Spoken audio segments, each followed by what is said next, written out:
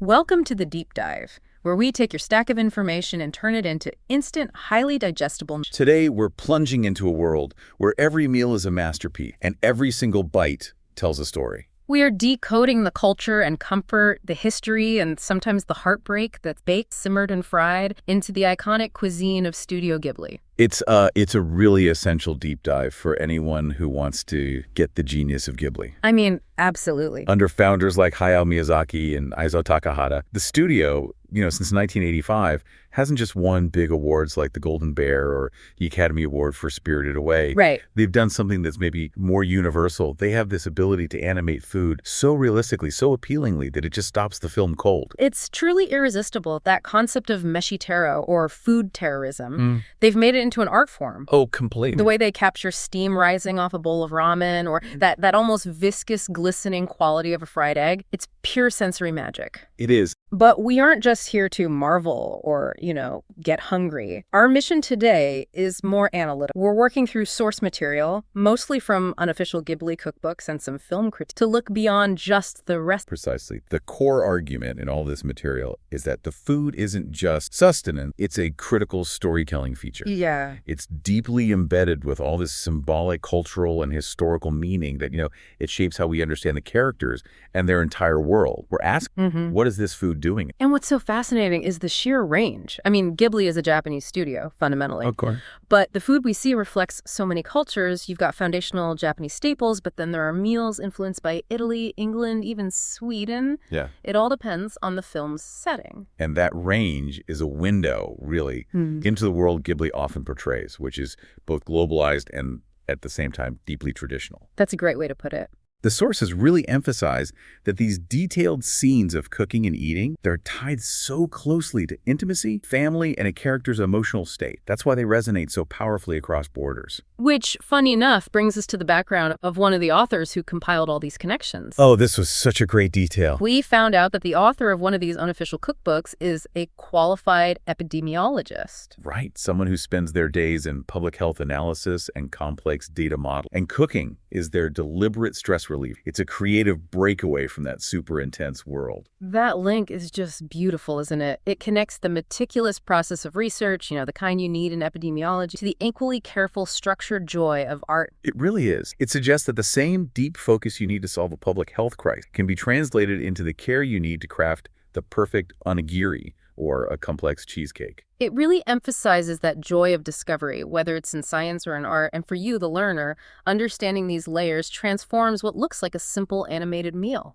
A slice of cake, a bowl of rice. Exactly. It turns it into a profound piece of cultural and emotional commentary. It stops being just food and becomes a key that unlocks the narrative. So let's start at the beginning, at the very foundation of the Japanese palate. Okay, let's unpack this and begin with what we are calling Section 1, the foundation's staple foods, comfort, and heart. When you talk about Japanese cuisine, you just have to start with the foundational flavors, the soul of the soup, dashi. Yes. Our source material calls this essential Japanese soup stock the pinnacle of flavor. But for listeners who might only know, say, chicken or beef stock, what exactly is dashi? What's the sensation it introduces? The dashi is, it's the purest expression of umami. The fifth taste. Exactly, the fifth taste. It gives you this savory, lasting depth that's totally different from the other four. Sweet, sour, salty, and bitter. Dashi basically anchors almost all traditional Japanese cooking. So everything from miso soup to... Miso soup, noodle broth, simmered dish. It's the base for so much. So if umami is the flavor, what ingredients are actually creating it in a traditional dashi? Traditionally, it's two core things. First is katsubushi.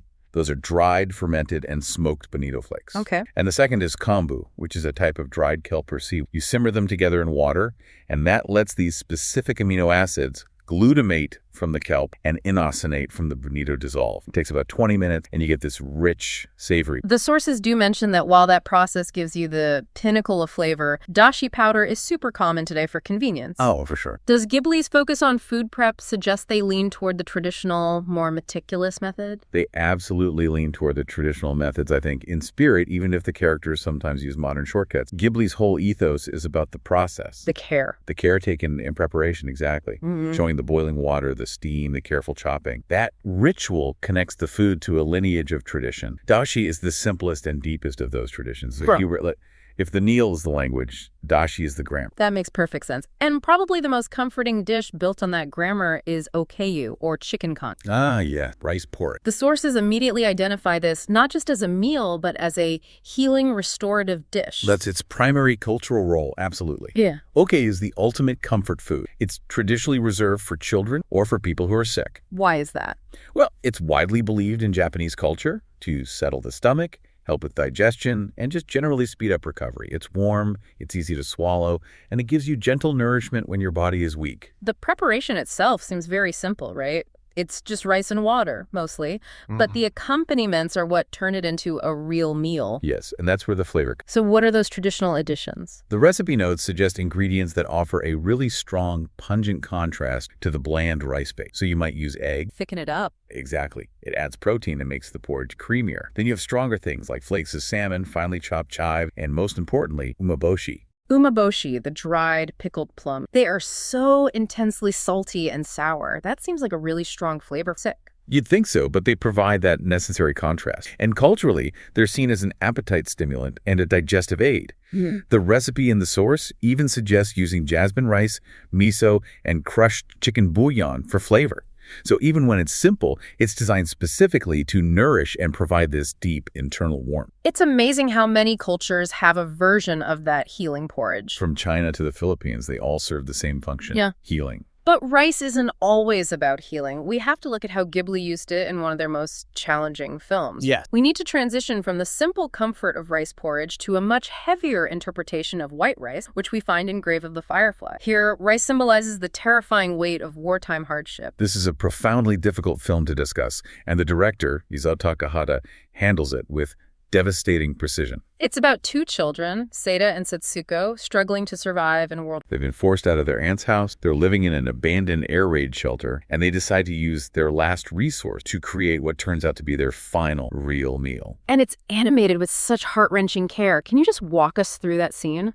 They're shown meticulously gathering everything. They catch a few tiny pieces of seafood in a river, they boil a turnip, and the centerpiece, the symbol of civilization and hope, is white rice. They arrange it all beautifully and sit at a makeshift proper table to eat. The visual detail on the rice, the slightly glistening grains, the steam rising, is designed to make this the most exciting dish imaginable during a war. The emotional buildup is just immense because for a split second, they recapture a sense of normalcy, of plenty. They do. But the source material highlights this devastating dramatic irony that hits right after the meal is over. Exactly. The film doesn't belabor the point. Takahata just focuses on the aftermath. You see the dishes, which moments ago were full of this precious white rice, and now they're completely empty. And then the children start discussing eating frog. This is the critical pivot. Wait, so the director shows us this beautiful, ample feast, and the very next thought is something as desperate as eating frog. Yes, that single juxtaposition is the core of the tragedy. It shows that despite the intense effort, despite the joy of that brief moment, the meal was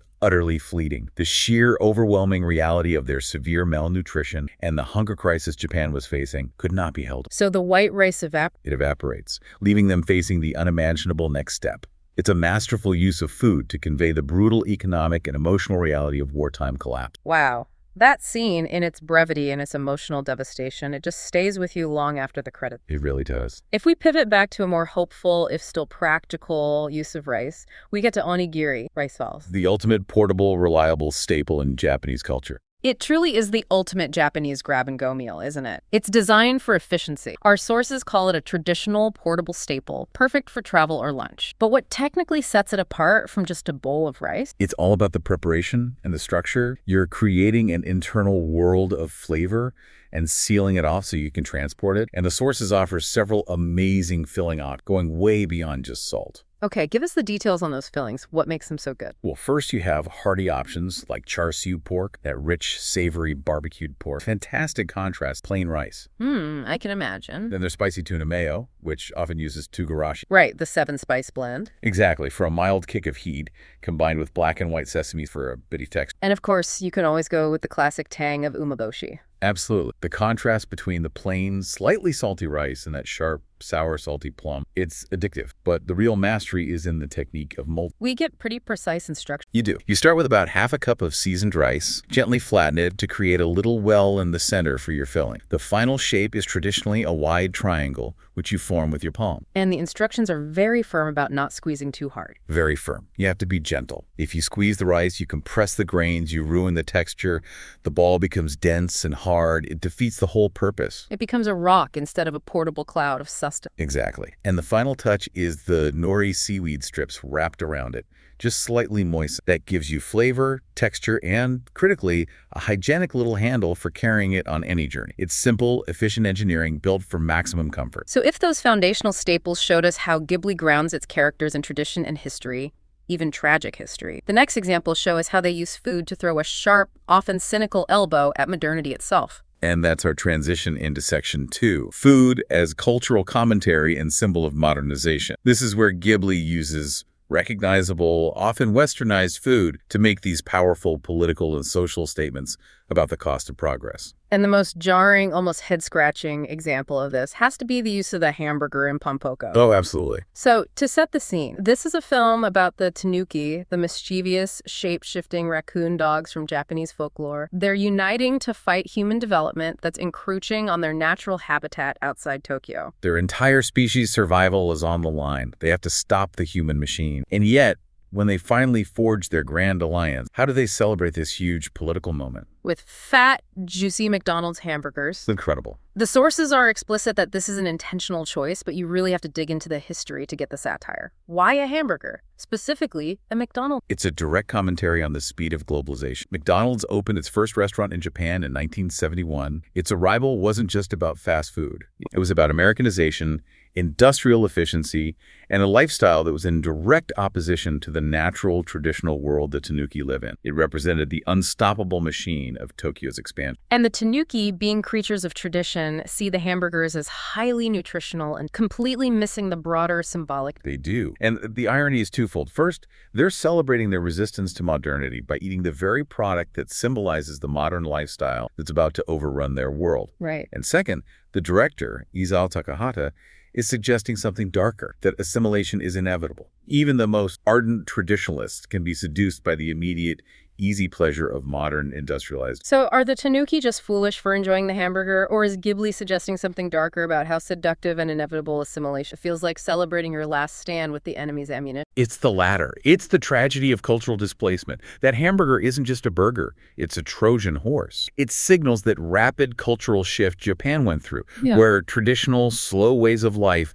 were suddenly up against this highly efficient international fast food paradigm. That's a powerful piece of commentary wrapped in a sesame seed bun. Delivered with that classic Ghibli attention to detail, even the fast food looks mouthwatering, which makes the seduction complete. That is fast, using a globally recognized modern food to indict the very system that... Shifting gears a little, let's talk about nostalgia and painful reminders of the past with the Siberia cake from The Wind Rises. This is a treat that apparently had a huge resurgence because of the film. A massive one. Before this movie, I doubt many people outside Japan even knew what a Siberia cake was. What is it? It's a layered cake that was really popular in Japan from the 1920s to the 1960s. The structure is built on casutera, which is the Japanese version of Castella sponge cake, brought over by Portuguese traders centuries ago. Okay. And those sponge cake layers are filled with a thick layer of enko, or red bean paste.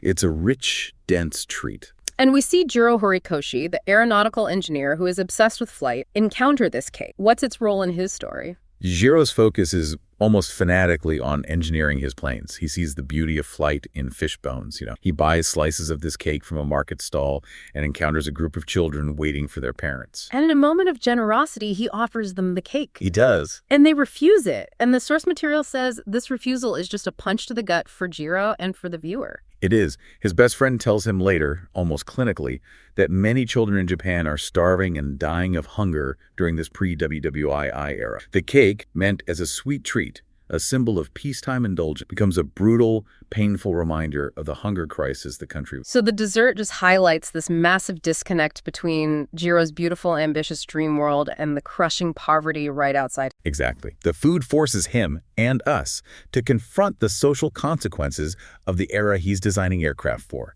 It's the contrast between artistic ambition and societal collapse, made tangible by a piece of red bean sponge cake. That distinction, the beautiful dream versus the ugly reality, is such a persistent Ghibli theme. We see a similar struggle between tradition and modernity in Only Yesterday. Oh, with the exotic pineapple problem. Yes. This film is set in the 1960s, which the sources frame as this period of rapid economic development and international. And everything new was exciting, but also really. And the protagonist, Taiko, convinces her father to buy a whole fresh pineapple in the luxury district of Ginza. Her family, who were used to the perfectly preserved, standardized world of canned fruit, had no idea what to do with this tropical visitor. That's the key, isn't it? They were used to canned pineapple, perfectly uniform rings, already peeled, soft, artificially. And the fresh fruit was spiny, hard, with a tough, inedible core. The family struggles for days to figure out how to process, only to be disappointed that the natural fruit wasn't as sweet as the canned version they knew. I love the description in the source material of how the family interact. It's a beautifully comical scene. The entire family crowds around the mother as she tries to cut it, observing this foreign fruit with suspicion, almost as if it were a strange animal. It's an exercise in cultural bewilderment.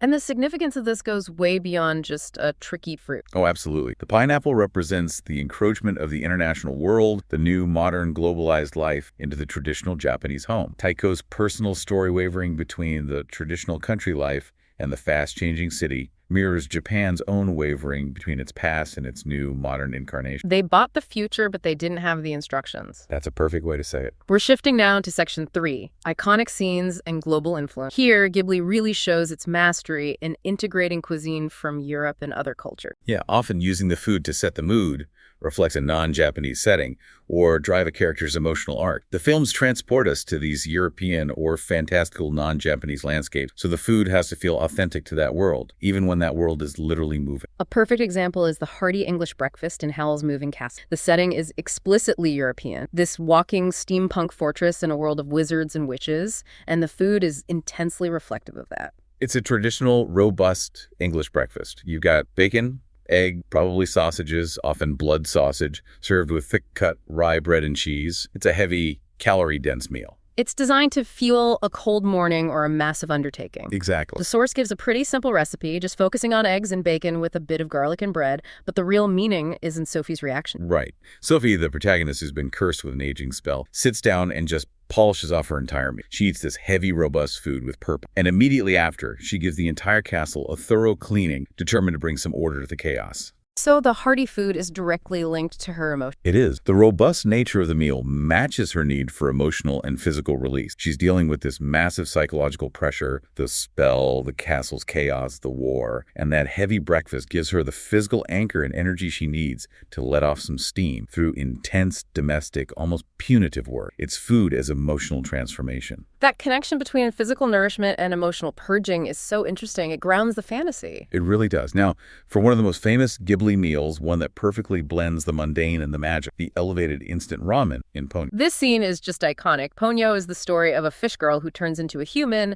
and she develops this immediate, intense obsession with ham. Sam. So when Suzuki's mother, Lisa, serves the kids ramen during a storm, the source material clarifies a crucial detail. She's using instant noodle pack. And that's the genius of it.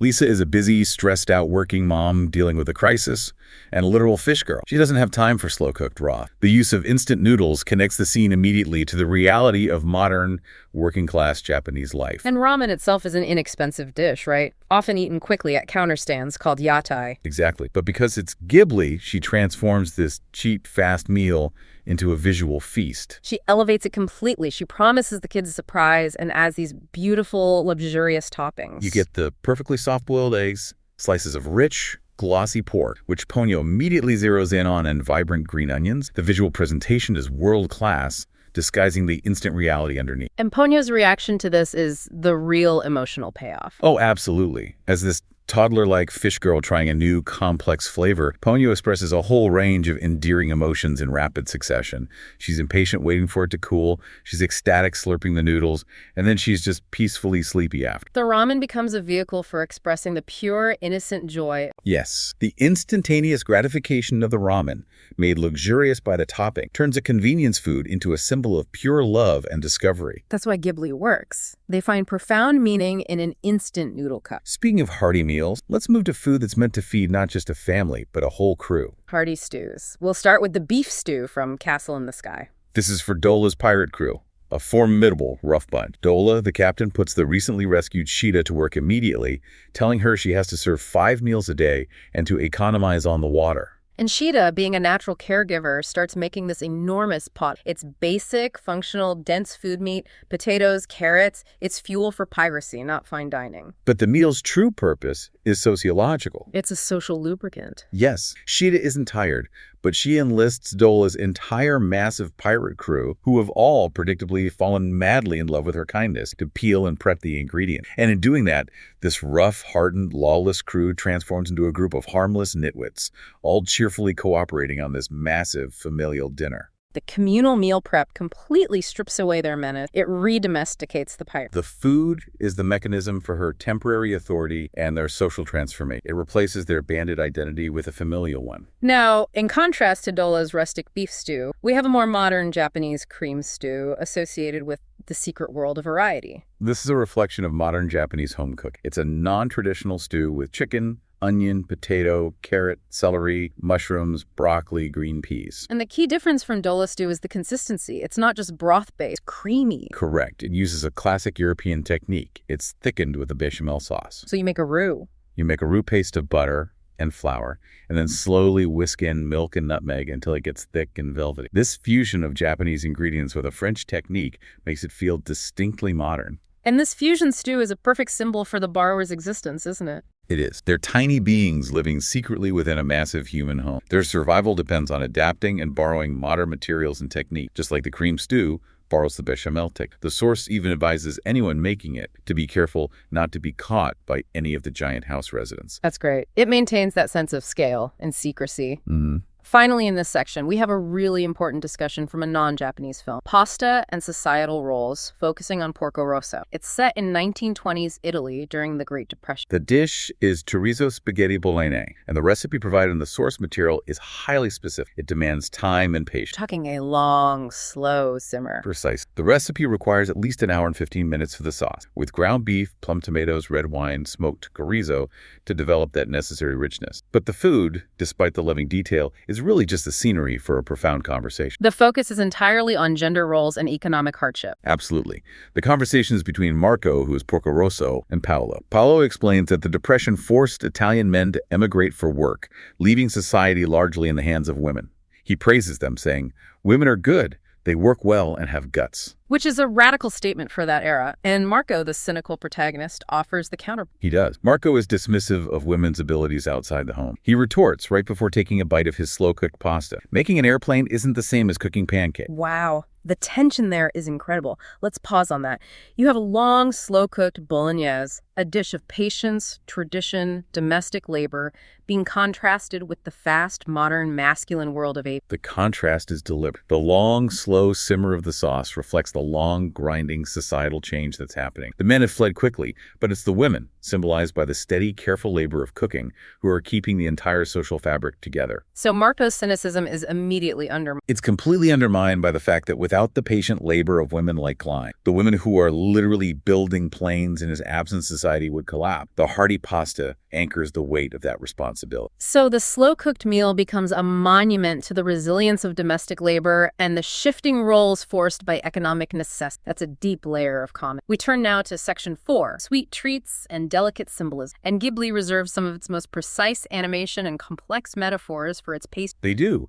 These often appear in scenes that mark a character's transformation or their entrance into a world of magic. The level of detail here is just astonishing. They're not just visually appealing. The recipes themselves are often metaphors for the complexity of the magical scenario.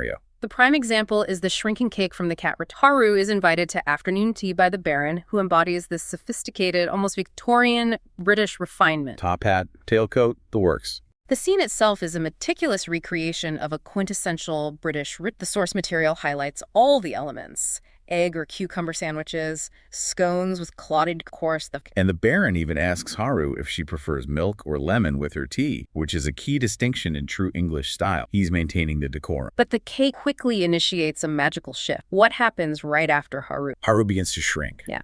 This starts her physical and emotional transformation into a cat and her entry into the miniature magical world of the Cat Bureau. The source material explicitly points to the cultural echo here. It's Alice in Wonderland. It's Ghibli flipping the symbolism of Alice in Wonderland, where the cake made Alice grow. So eating this sophisticated European cake is the exact mechanism that pulls her out of her mundane reality and kicks off the spell. It connects high culture, the precise ritual of afternoon tea, with profound magical change. But what truly underscores the symbolism is the complexity of the recipe itself. The vanilla sponge cake requires an unbelievably precise, multi-stage baking process. Why would the source material emphasize such technical difficulty? Because that difficulty reflects the delicate, almost dangerous nature of the magic Haru is encountering. The recipe needs a unique process using a double boiler to control moisture, and it involves 4 separate precise temperature changes during baking. What are they? It's 20 minutes at 250 Fahrenheit, then 20 at 300, followed by 30 minutes at 230, and finally 5 minutes at 350. That is just excessive temperature micromanagement. It is. Any deviation, and the cake would collapse or burn. That precision ensures the cake is light,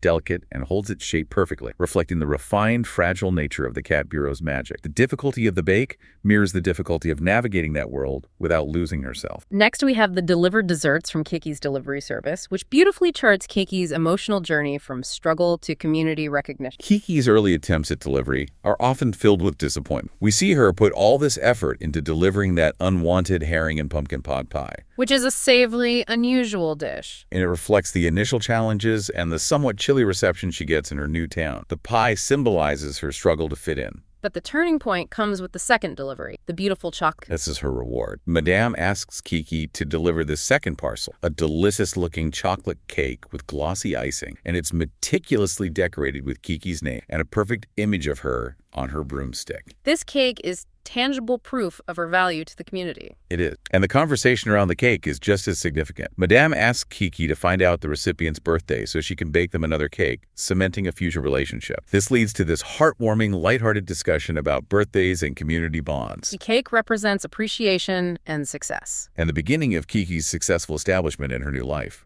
Moving back to the tiny world of the borrower, let's look at the jam cookie from the secret world of Aright. Ariety's family serves these delicate jam cookies for tea in their elaborate dollhouse. And this ritual, serving tea and refined biscuits, is a sign of the sedentary, domesticated life they live under the floorboard, painstakingly mimicking human elegance. But the true meaning of the cookie is revealed when contrasted with Spiller, the nomadic borrower. Exactly. Spiller, who lives a rougher life in the wild, is invited to tea after helping Ariety's injured father. He's offered the delicate cookies, but politely declined, preferring his cricket hunt. A far simpler, rougher protein bake. It's a perfect visual shorthand. The delicate sweet cookies symbolize the protected, settled, slightly fearful lifestyle of Ariety's family. The cricket haunch symbolizes Spiller's nomadic survivalist existence. They're both borrowers, but their food choices illustrate the stark contrast in their ways of life. And we get a brief, surprising history lesson on the origin of shortbread, which is used for those cookies. The source notes that shortbread has a Scottish origin, popularized by Mary, Queen of Scots, in the 1500s. And crucially, shortbread was historically expensive because of all the butter required,